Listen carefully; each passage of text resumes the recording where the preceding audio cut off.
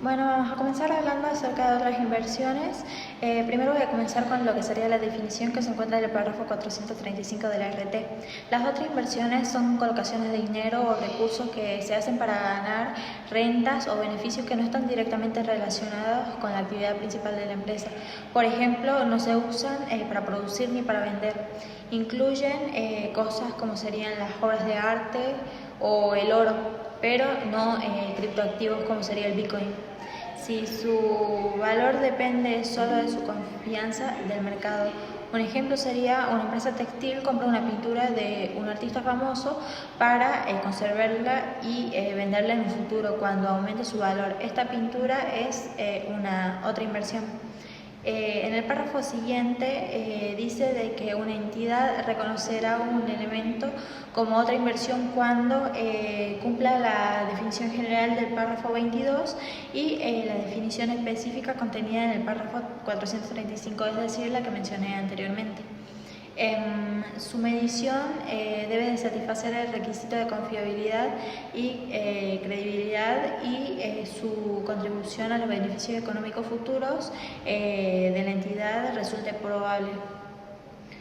Bueno, ahora pasamos a su medición inicial, que nos dice que una entidad medirá en el momento del reconocimiento las otras inversiones de acuerdo con los criterios indicados, que ahora los voy a decir, que sería: cuando sean activos con un precio directamente observable, va a ser a su valor razonable o a su cotización sucedánea, cuando no puedas determinarse al valor razonable. Después tenemos a su costo de adquisición en los restantes casos. En el siguiente párrafo nos dice que cuando utilice alguno de los criterios indicados en el inciso A del párrafo anterior para medir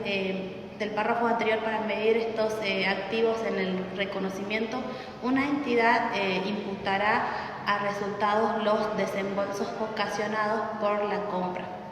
En el siguiente párrafo hablamos de la medición posterior, que nos dice que una entidad medirá estas inversiones de manera consistente con lo establecido en el párrafo anterior, de acuerdo con los criterios que se indican a continuación, que es que cuando sean activos con un precio directamente observable a su valor, va a ser a su valor razonable o a su cotización sucedánea cuando no pueda determinarse el valor razonable, o también a su costo de adquisición en los restantes casos. Bueno, yo voy a continuar hablando acerca de lo que sería la comparación con el valor recuperable.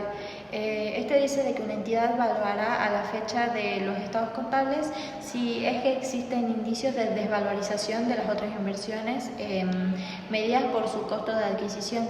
En el caso de que estas otras inversiones que se miden al costo de una adquisición, una entidad primero debe considerar que su valor recuperable es equivalente a lo que sería el valor neto de realización, y de esta manera determinará las pérdidas por desvalorización cuando el importe indicado en el inciso anterior es inferior a su medición contable. Luego dice de que una entidad revertirá pérdidas por desvalorización reconocidas en periodos anteriores solo y cuando con posterioridad a la fecha de su determinación se modifiquen lo que serían las estimaciones efectuadas para determinar el valor recuperable. En tal caso, aumentará la medición contable de las otras inversiones por un aporte que sea menor entre la medición contable que las inversiones habrían tenido si nunca se hubiese reconocido una pérdida por desvalorización y su nuevo valor recuperable. Por ejemplo, una pintura que se compró por 200.000 pesos, pero su valor baja a 150.000 pesos, se reconoce una pérdida por 50.000 pesos. Años después, si sube a 180.000 pesos, se revierte 30.000 pesos, pero no puede superar los 200.000 pesos originales. Bueno, ahora pasamos a los activos corrientes, activos no corrientes para la venta, que comenzamos con su definición, que nos dice que los activos no corrientes mantenidos para la venta incluyen activos originalmente clasificados como no corrientes, cuyo destino fue modificado con el fin de mantenerlo para la venta, o sea que cumplen con las siguientes condiciones. que el activo debe estar disponible en sus condiciones actuales para su venta inmediata, en los términos usuales. Su venta debe ser altamente probable y debe esperarse que dicha venta se produzca dentro del año de la fecha de la clasificación. Un ejemplo de esto sería que una empresa tiene un camión que ya no se usa, que ya no usa. Lo pone a la venta y planea venderlo en los próximos meses. Se clasifica como activo no corriente mantenido para la venta. Entonces, se excluyen de esta sección las participaciones en otras entidades que se contabilicen aplicando el párrafo 769. Este nos dice que una entidad controladora no consolidará a una subsidiaria que adquirió y mantiene exclusivamente con la intención de venderla o disponer de ella dentro de un año desde su fecha de adquisición.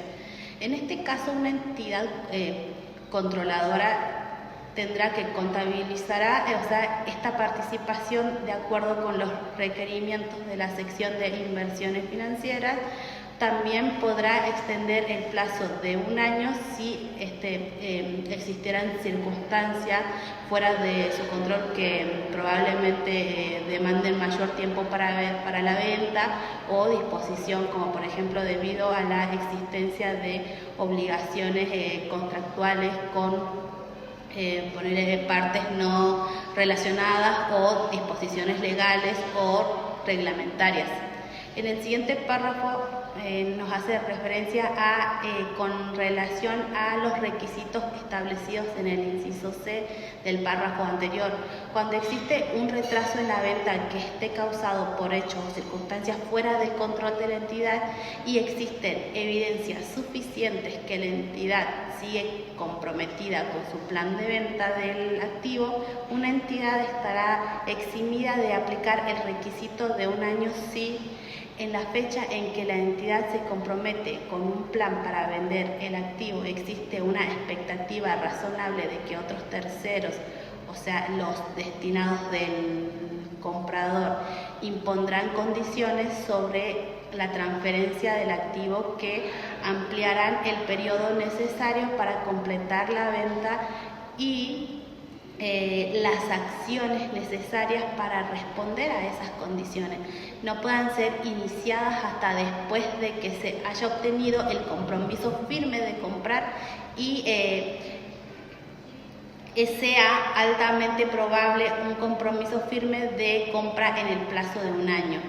También que la entidad obtuvo un compromiso firme de compra y como resultado el comprador u otros terceros impusieron de forma inesperada condiciones sobre la transferencia del activo clasificado, previamente como mantenido para la venta, que extenderá el periodo exigido para complementar la venta y también tomó a tiempo las acciones necesarias para responder a las condiciones impuestas y espera una resolución favorable de los factores que originan el retraso. Así también, otros nos dice que durante el periodo inicial de un año surgieran circunstancias que previamente fueran consideradas improbables y como resultado el activo previamente calificado como mantenido para la venta no se ha vendido a fin de ese periodo y durante el periodo inicial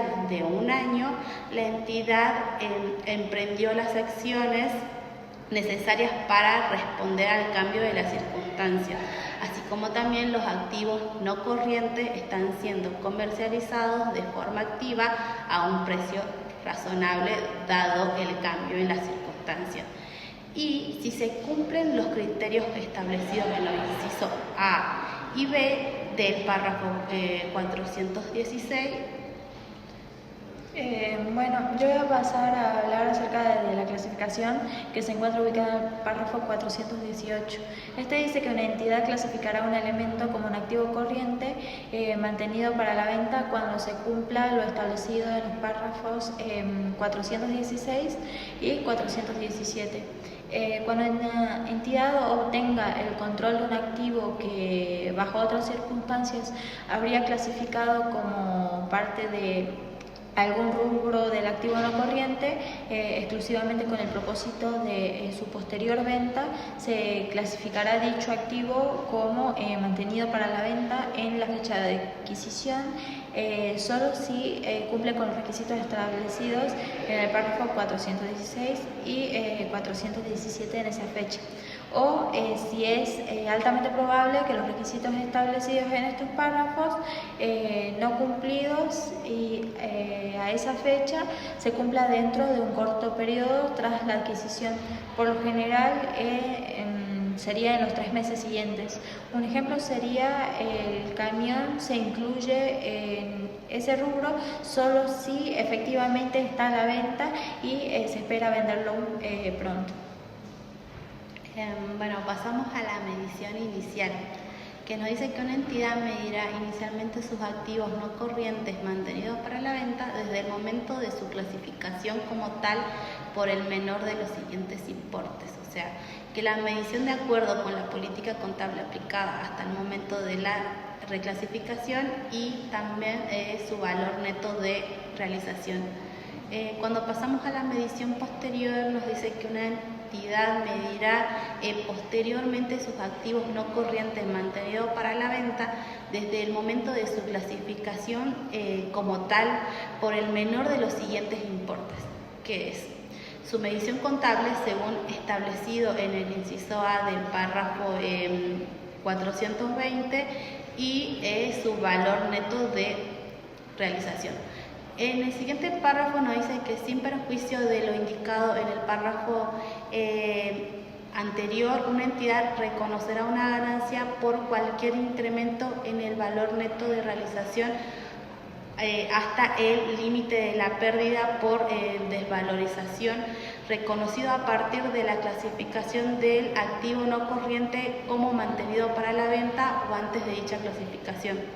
En el siguiente párrafo nos habla de que cuando una entidad está alcanzada por lo establecido en el párrafo 419 medirá inicialmente al activo por su valor neto de realización. Bueno, ahora voy a hablar acerca de los cambios en un plan de ventas. Dice que si un elemento clasificado como un activo no corriente mantenido para la venta deja de cumplir con lo establecido en los párrafos 416 y 417, la entidad deberá medirlo al menor importe entre lo que sería su medición contable determinada antes de que el elemento fuera clasificado como mantenido para la venta, ajustado por cualquier depreciación, amortización o revaluación que se hubiera reconocido si el elemento no se hubiera clasificado como mantenido para la venta y su importe recuperable en la fecha de la decisión posterior de no venderlo. Luego, en el párrafo siguiente dice de que una entidad incluirá cualquier ajuste requerido a la medición contable de un activo no corriente que deje de estar clasificado como mantenido para la venta dentro de los resultados del periodo en el cual dejan de cumplir con lo establecido en esos párrafos, a menos que se trate de un bien de uso revaluado de acuerdo con la sección de bienes de uso y depreciaciones antes de su clasificación como mantenido para la venta, en cuyo caso el ajuste se tratará como un incremento o reducción del saldo por revaluación. Un ejemplo sería si la empresa decide seguir usando el camión, se vuelve a registrar como un bien de uso. Luego pasamos a lo que sería la comparación con el valor recuperable. Esto se encuentra en el párrafo 426.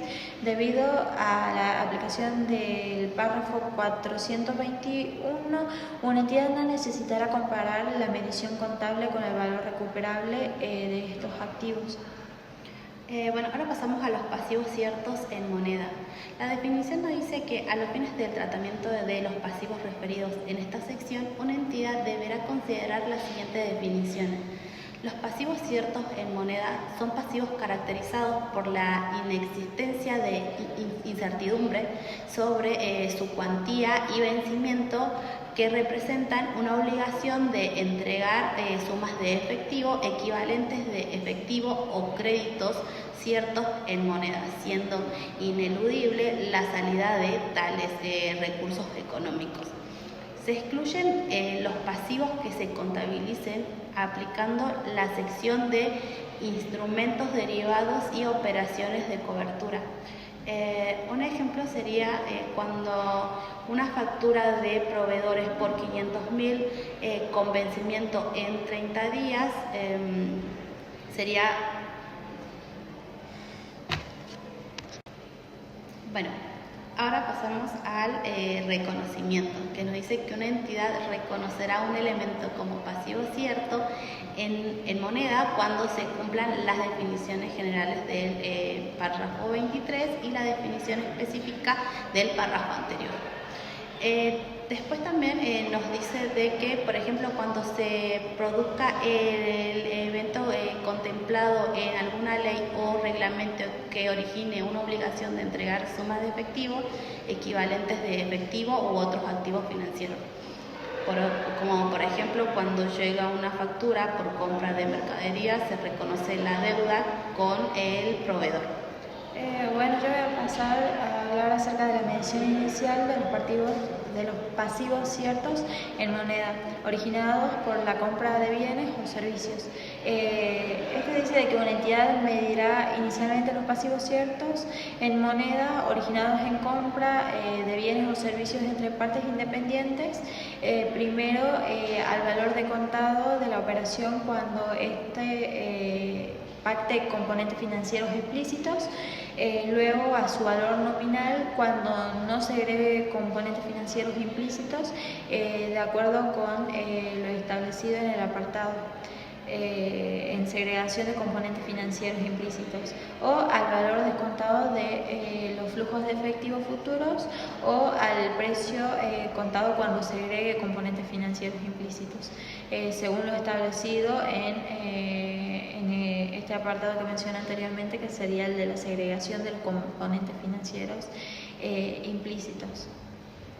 Bueno, los pasivos ciertos en moneda originados en transacciones financieras, dice de que una entidad medirá inicialmente los pasivos ciertos en moneda originados en transacciones financieras entre lo que serían partes independientes, primero por el valor de las sumas recibidas, que serían el neto de los gastos deducidos, cuando la entidad es pequeña, excepto de que opte por la política contable, excepto de que se opte por la política contable referida en el inciso siguiente. Por ejemplo, porque las condiciones pactadas no reflejen los términos usuales del mercado. Luego nos dice de que al valor descontado de los flujos de efectivos futuros, mediante una tasa de interés de mercado en los restantes casos. Por ejemplo, un préstamo bancario de 1 millón de pesos a 2 años con tasa similar a la del mercado se mide por 1 millón de pesos. Si la tasa es muy baja, se descuenta el valor presente. Bueno, otros pasivos en moneda nos dice de que una entidad medirá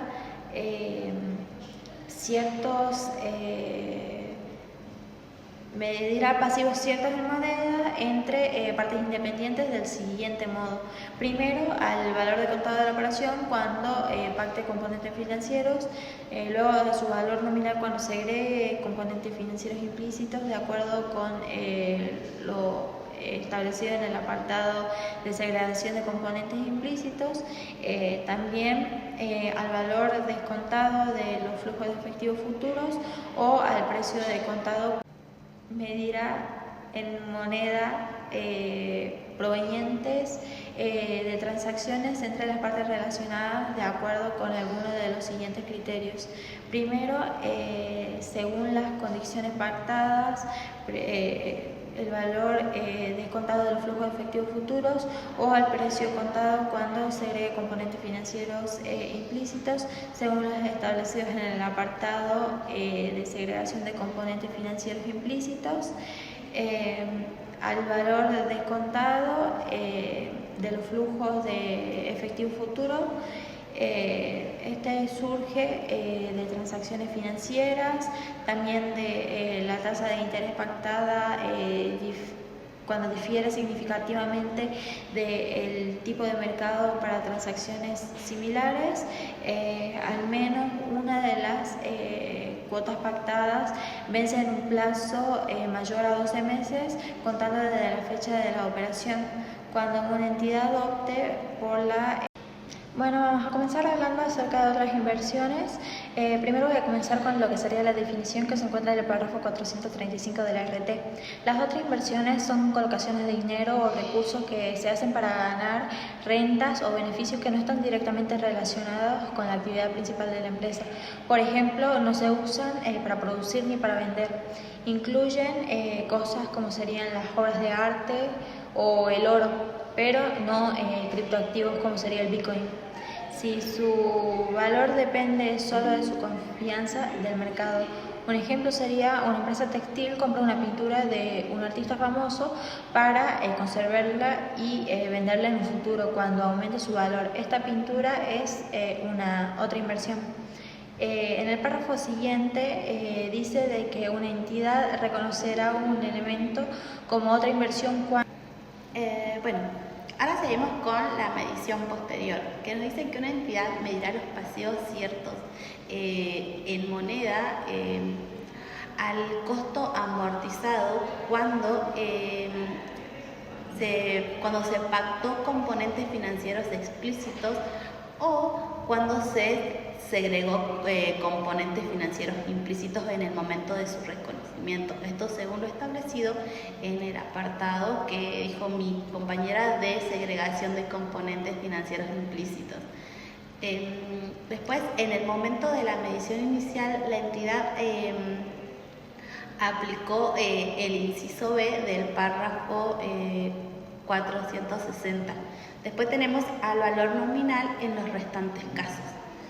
El siguiente párrafo nos habla de la medición posterior del costo amortizado de los pasivos ciertos en moneda, lo cual una entidad utilizará la misma tasa de interés que utilizó en el momento de la medición inicial, si el tipo pactado fuera fijo, o también la tasa de interés efectiva que sea consistente con la tasa que corresponde aplicar según lo establecido en el contrato si el tipo pactado fuera variable.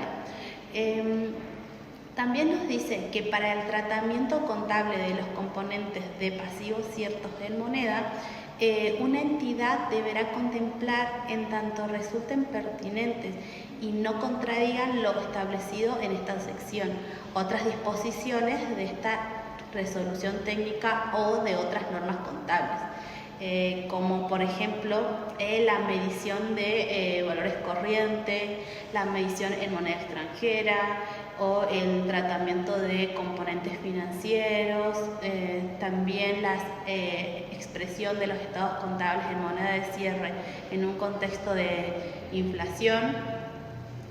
Un ejemplo de esto sería que si la deuda está en dólares, debe aplicarse también la norma de medición en moneda extranjera.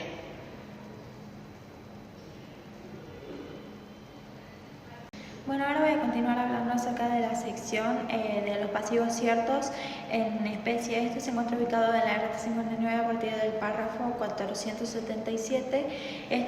Define a los pasivos ciertos en especie como aquellas deudas sin incertidumbre donde la empresa debe de entregar bienes o prestar servicios. Sin embargo, esta aclara que no se incluyen los pasivos que provienen de instrumentos derivados o coberturas regulados en el párrafo 990 y 1020. Estos párrafos lo que hacen es explicar que los derivados son contratos financieros cuyo valor dependiente de otro activo por ejemplo, el precio del dólar o del trigo. Entonces, si una empresa tiene una obligación por un contrato a futuro, eso no se trata como una deuda en especie, sino como un instrumento financiero a valor razonable, porque su monto cambia según el mercado.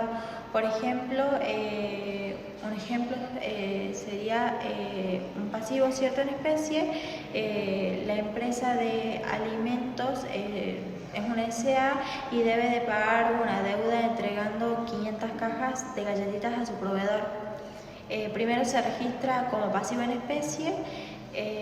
Luego el instrumento derivado excluido sería la misma empresa que firma un contrato a futuro para entregar soja a 250.000 pesos dentro de 6 meses, y esto se registra como un instrumento derivado, no como un pasivo en especie, porque el valor depende del precio futuro que se le da a la soja. Luego, en el párrafo siguiente, habla acerca del reconocimiento. Dice de que la empresa reconoce un pasivo cierto en especie cuando cumple con la definición general del pasivo y también con la definición específica del párrafo 477. En otras palabras, debe de existir una obligación presente que la empresa no puede evitar y que surgió de un hecho pasado. Bueno, ahora pasamos al siguiente párrafo que nos habla de la medición inicial. Al momento de reconocerlo por primera vez, la empresa debe medir el pasivo por el valor del activo o servicio recibido que originó la deuda. Es decir, que se use el mismo valor que tendría el bien o servicio recibido según las normas contables. Un ejemplo sería que si la empresa recibió publicidad valorada en 200.000 y acordó pagarla con productos equivalentes, el pasivo en especie se registra por 200.000, porque ese fue el valor del servicio recibido. En el siguiente párrafo, cuando hablamos de la medición posterior, nos dice que cuando se vuelven a hacer los estados contables, como por ejemplo al cierre del ejercicio, la empresa debe comparar dos valores y elegir el mayor. O sea, el mayor, que sería el valor con el que se reconoció inicialmente, o el valor que surja de aplicar la sección de contratos onerosos. Es decir, que cuando el cumplimiento del contrato genere una pérdida para la empresa. Un ejemplo sería que supongamos que la empresa debe entregar productos que aumentaron mucho de precio. Si ahora esos productos valen más de lo que se registró originalmente, debe actualizar el pasivo al nuevo valor mayor porque entrega esos bienes. Bueno, ahora pasando a lo que sería la sección de previsiones y otros pasivos contingentes. Estas se encuentran ubicadas en el párrafo 487 de la RT. Este comienza hablando de su definición, de que dice que las previsiones son pasivos que tienen incertidumbre sobre el monto o el momento en el que se van a pagar. Esto ocurre porque dependen de hechos futuros que la empresa no puede controlar completamente. Para que algo sea una previsión, además debe cumplir con los requisitos de que la RT 59 establece en su reconocimiento. Por otro lado, los pasivos contingentes también son obligaciones posibles que no se registran en los libros contables, solo se mencionan en notas porque no cumplen con ciertos criterios del reconocimiento. Por ejemplo, no es suficientemente probable que no se pueda medir con fiabilidad. Luego, en el párrafo siguiente, habla acerca del reconocimiento y este dice de que la empresa debe reconocer una previsión cuando se cumplen tres condiciones. Primero, de que sea un pasivo según la definición general y específica de la norma. Luego, de que la medición sea confiable, es decir, de que se pueda estimar con cierta credibilidad, y luego de que sea probable de que haya una salida de recursos económicos o que realmente tenga que pagar algo. Por ejemplo, si una empresa fabrica productos que podrían llegar a tener fallas y se sabe de que el 2% aproximadamente de los clientes devuelve los productos, se debe reconocer una previsión por garantía, porque es probable y esto es lo que se puede llegar a estimar. Bueno, ahora pasamos a la medición inicial, que es cuando se reconoce por primera vez una previsión. Este se debe medir así: al valor nominal, o sea, es decir, sin actualizar a valor presente, si la empresa es pequeña o los pagos se harán dentro de los próximos 12 meses. Al valor descontado de los flujos de efectivos esperados, o sea, trayendo a valor presente los pagos futuros. Si la empresa no es pequeña y al menos uno de los pagos vence después de más de 12 meses. Como por ejemplo una pyme que debe pagar una indemnización probable dentro de 6 meses, la mide a valor nominal. Una empresa grande que sabe que el juicio se pagará en 2 años, la mide a valor descontado. Pasamos al siguiente párrafo, que nos dice cómo calcular el valor nominal. Hay 2 formas de calcular esto. Es al valor esperado, o sea, de que si hay varios posibles resultados, como por ejemplo, si puede haber 3 desenlaces de un juicio, o pagar 100 pesos, 200 o 300, con distintas probabilidades se calcula el promedio ponderado. Después también a su importe más probable, que si se trata de